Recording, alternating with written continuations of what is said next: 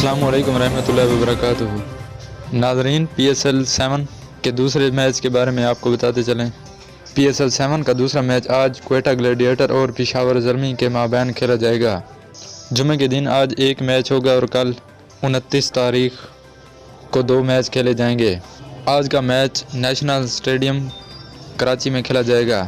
आज का मैच बहुत ही धुआंधार मैच खेला जाएगा क्योंकि पेशावर ज़ल्मी के सारे ऑलराउंडर प्लेयर हैं, शोएब मलिक, हैदर अली, कामरान अकमल।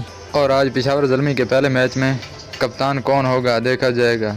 बताया जा रहा है कि शोएब मलिक पहले मैच के कप्तान होंगे। सामीन, अगर आपको हमारी वीडियो पसंद आए तो हमारे चैनल को सब्सक्राइब कर दें, वीडियो को लाइक कर दें ताकि PSL 7 की हर पल की खबर आप तक ज़रूर पहुँचे।